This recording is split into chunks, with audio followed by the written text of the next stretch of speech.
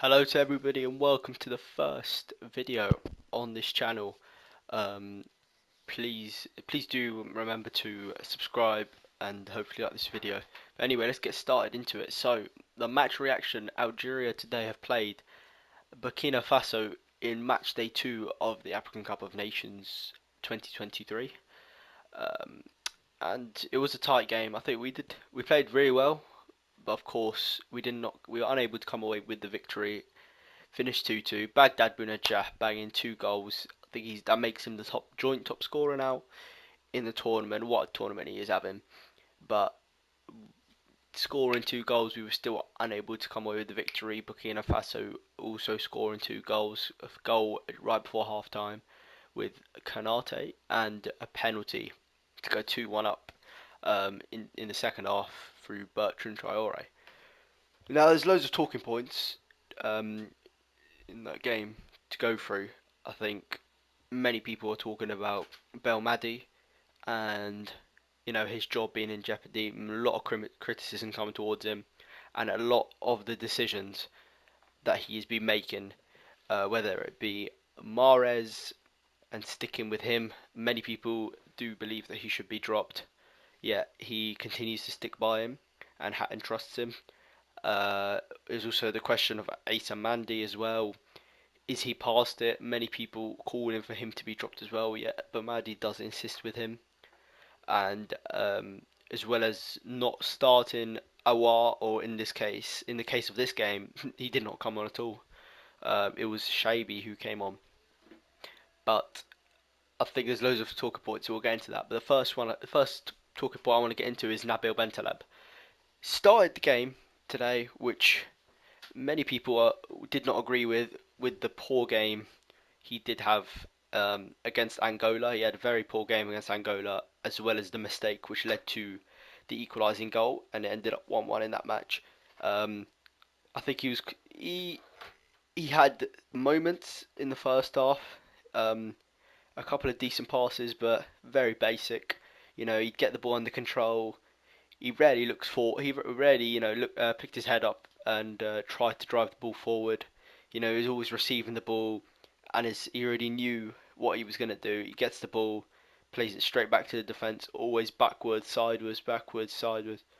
So, nothing creative, and it's not like we expect him to create, but he needs to be a factor of getting the team up the pitch. And it comes from the CDM to do that. But as soon as he gets on the ball, he looks for the easy pass. He looks to go out to Aït-Nouri or Atal, or he'll simply pass the ball straight back to the centre backs. So, Belmadi, however, he trusted him in this game. Like I said, many people disagreed with him starting. He did start, and it was a very poor game. He was subbed off. Islam Slimani came on for him. And yeah, what can I say? Nabil, a poor game. I think he has to be dropped. And I think the man that was played next to him today, Ramiz Zarouki, was just quality today. Um, Got the ball up. He got the ball, picked his head up, plays the ball forward. He played a lovely ball. Switch of the play to Belaili, which came with a chance. Belaili shooting from a ridiculous angle, but a chance is a chance.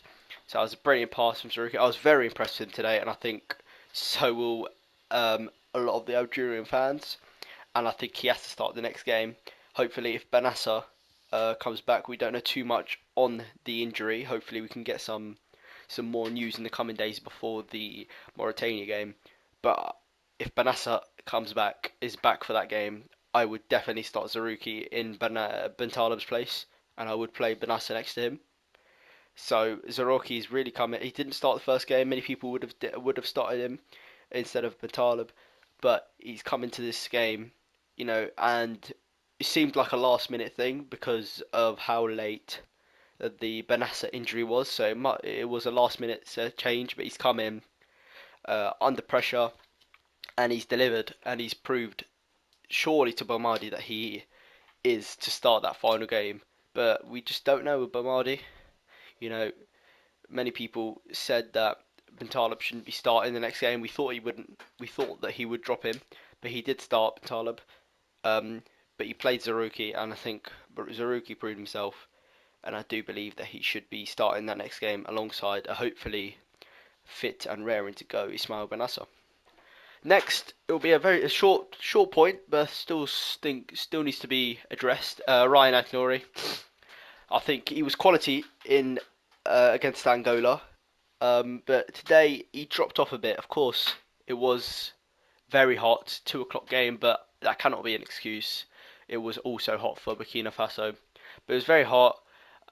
You could see, he wasn't, he was a bit slow. You could see, very 50-50 game. He had moments. He did bomb forward, but of course the main point when it comes to Ryan is the penalty. Now I'm not sure what he's doing there. Of course, I don't think I see. I don't think you can completely blame Ryan there as much as of a mistake it is. He's given away, which ultimately did cost us the game. I think we were playing very well up till that point. We've scored. We've got back into the game very early, and he's gone in. He's let himself down and the team down, giving away a penalty. It was in a dangerous position, but I don't think you know that much could have been made of that chance. He wasn't going anywhere. I think Aït-Nouri was in a good position to cover him, but I think he's repeated what Bentaleb did to give away the penalty, which ultimately led to the draw in match day 1. He's completely thrown his leg at him. He's completely booted him, and he's given away that penalty. And but overall, it was a 50-50 game. But he's a quality player, Aït-Nouri, so I trust him. Not a chance who will be dropped, of course. So if he can pick up where he left off in match day 1, and then there's no problem. Aït-Nouri's Aït-Nouri. He does what he does. But of course, it was a silly challenge um, to do, and it's poor. That's 2 penalties now given away. We've given away presents for goals right there. It should not have been done, but you know it's not completely his fault. Of course, we'll get onto the back line and where Belmadi needs to be making changes. Of course, Rami Bentabani will be out, but of course he doesn't have the cover. You can understand Aït-Nouri, you know, what's making what seemed like a last-ditch challenge, because he doesn't know what's going on behind him. There's not a lot of communication. He doesn't know if Bentabani is back covering him or whether it be the midfielder behind the left midfielder, which was, I believe it was Zarouki, if he was behind him. So you can kind of fight a case for Aït-Nouri there, but of course it is a mistake. It is a silly challenge which should not be happening. But that is what I've got to say on Aït-Nouri. Now, we don't want to delve completely into the negatives, so you've got to talk about the main man. What a tournament he is having. Our number 9, Baghdad Bounedjah. He's a saviour. He's just quality. He's really going into this tournament. Many people talking about, of course, we could start Amora up front. Slimani, obviously, he got a couple of goals in the friendly games leading up to the tournament, and so not a lot of people had much faith in Bounedjah. But of course, Amora was suspended for game week 1, so Belmadi, give credit where credit is due. He trusted Bounedjah, and he really has proved the critics wrong. He came in, he scored a lovely volley in match day 1. Of course, if he was a fraction slower, to the right, held his run a fraction, he would have scored that bicycle kick as well. That would have counted as well. But he's come in today, 2 goals, a saviour. He saved Belmadi's blushes there. Brilliant header, towering header, and that's what you need to do. Get the ball in the box, and this man can finish. He's a quality striker. I love him to bits. Of course, he did have a poor patch of form, but he's come back now. And like I said, what a tournament he's having. That's 3 goals now, tied top scorer, and let's just hope he can fire us into the knockout stages against Mauritania. Next order of business, Asa Mandi. Now this is a big talking point. Maybe might not be addressed as much, and we'll get on to why that is. But I think a bit of a mistake. There's a bit of a mistake on the goal, the first goal, which seemed offside. You know, he's got his legs training. You can understand. You know, you can fight a case once again that it's the hot sun. It's a hot day. You know what I mean? 40 degrees, but it's a group stage game where we should be winning. So you need to be concentrating at all time. But he loses focus. He leaves the leg trailing, which ultimately keeps Kanate onside. But I also think he is a big detriment to our game. I think his lack of pace um, detriments us a lot because the long ball is there, which obviously the long ball is what led to the penalty being given um, against us in the second half. So I think, of course, Ben Sebaini, he has got obviously he's suspended for game week 3, so we'll see what Belmadi is who he'll bring in, whether it be Balaid or Tuba or maybe even Tugai. But I do believe that Mandy should be dropped as well. So I think for Mauritania there should be both centre backs.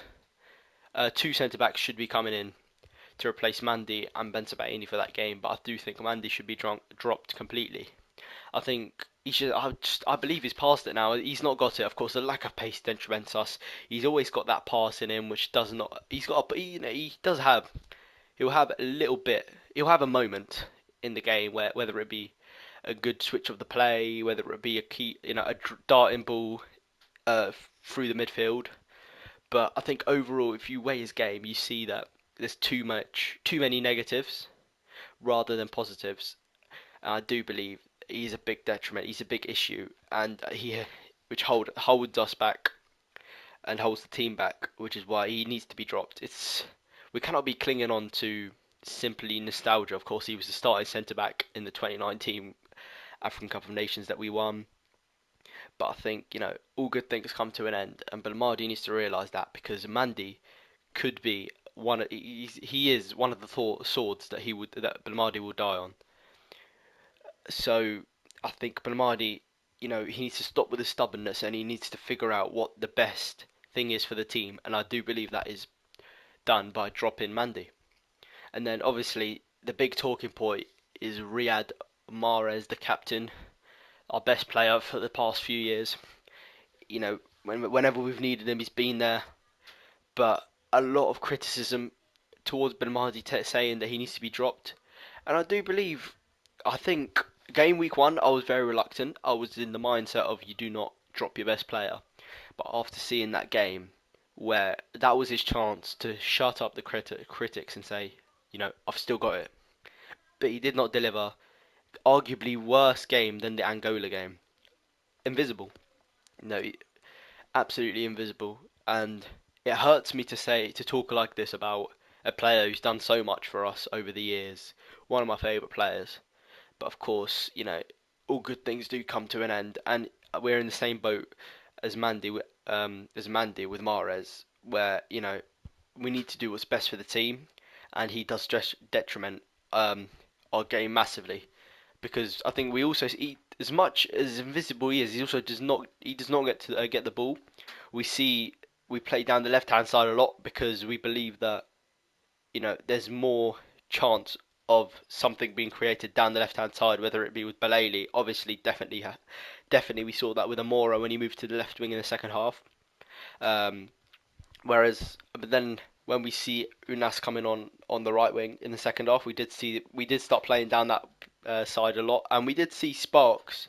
I think Unas he's brilliant, and we'll get on to. I think we should be starting Unas in that last game. As much as I know it will not happen, I think we all know it's happened. So, which is why I think we need to stop talking about Mahrez being dropped because I just don't think he will.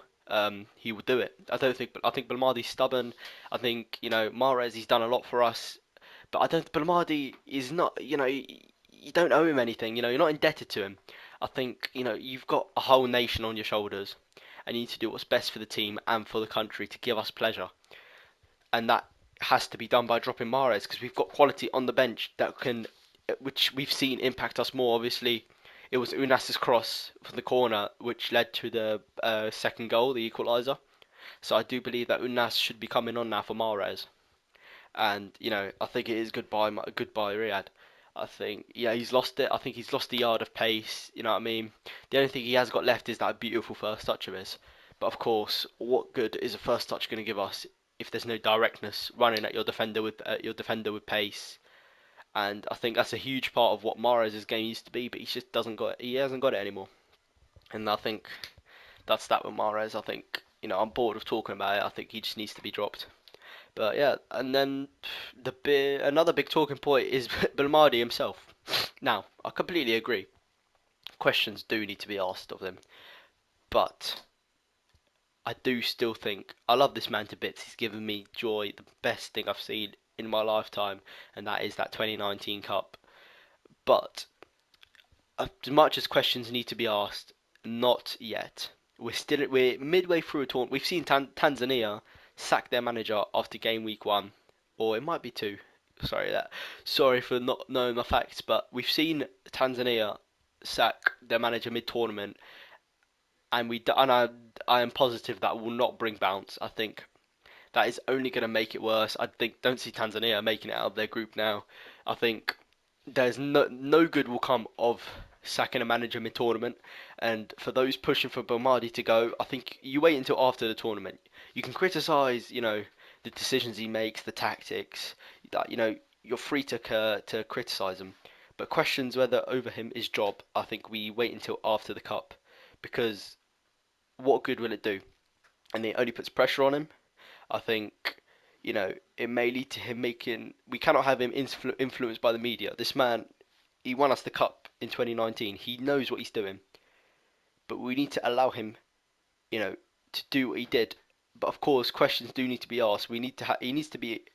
The coaches behind him need to be telling him that he cannot. He can't be a nostalgia merchant. As much as joy as Belali, as Mahrez, as Mandy have brought you, the success they brought you in 2019, they cannot replicate it. They're just too old. They're not as fast as they used to be. It's not physical. You know what I mean? So, Belmadi, you need to, the sword you're going to die on. But those three specifically as well. You've got absolute brilliant player. You've got a bomb of a player in Amora on the bench, sitting for a pass to Yusuf Belali.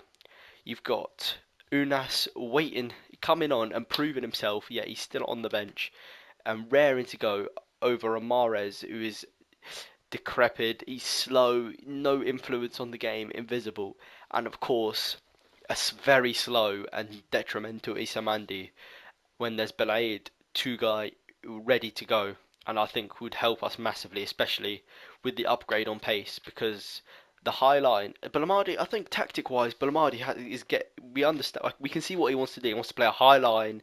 He wants to press the opposition, but the reason we only see Baghdad pressing, and we don't see, a whole team press, is because we see the high line. He wants to play the high line, but he knows that the ball over the top is very easy for any striker to outpace Mandy. So he knows these things, but I don't know why he doesn't act on them. If like you don't owe these guys anything. You know what I mean? They brought you success in the past, but it's time to go. But I think, and then obviously the last talking point before we wrap this up is you need to be using Awar. You cannot have a diamond like Hussam Awar and leaving him on the bench. I think it was a brilliant substitution to bring on Unas when he did for Mahrez, and that impacted the game. But I think the mistake he made was bringing on Shaibi. I think he was very poor. Surprising to see that he won man of the match in match day 1. I think he was very poor against Angola, and Awar came on and proved and showed us the player he is. And would have thought that was enough for him to even start. Obviously he didn't, and obviously I was waiting for him to maybe even come on, but he did not. He didn't play a minute. Awar needs to start. You can't have a diamond like him on the bench, a rotten on the bench, and having Bentaleb, Shaibi, and players like that playing. You need to get him in your team. You play your best players before it's too late. You got one game left, and if we don't win it, we're out. We need to win it. And honestly, the team I would play for the game against Mauritania would be Mandrea in goal, and I would play Atal and Ait Nouri as the fullbacks. I'm completely happy, of course. Ait Nouri, talked about him, but I'm still satisfied with him. I'd play a centre back partnership. Obviously, Ben Sebaini is suspended, picking up 2 yellow cards in these past 2 games, so he's going to be out for Mauritania. I would be playing a completely different partnership at the back. I would be playing Blade, and I would be playing Tuba for that pace. He is a very fast player, and of course, the way Belmadi wants to play, he needs fast centre backs, and I think Tuba brings that. And then the midfield three is where you know it's ride or die. I would play the CDM. He's proven himself. I've spoken about it. Zarouki, Rami Zarouki needs to play. End of discussion. But Nasser, if he's fit, definitely goes in there. But of course, if he's not fit, then that's when obviously it's out of Belmadi's power. He's got to look to what he's got. Of course, ahead of him, we'll get that out of the way. It has to be Hossein Aouar. And then yeah, if Benasser, I would play Benasser.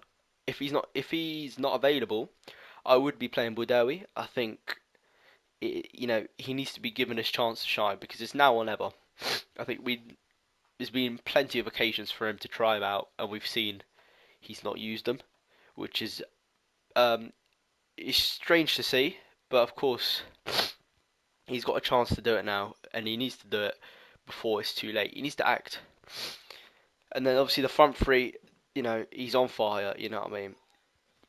Absolute genius. He's our saviour. He's Belmadi's saviour. Baghdad Bounedjah, of course, he's starting.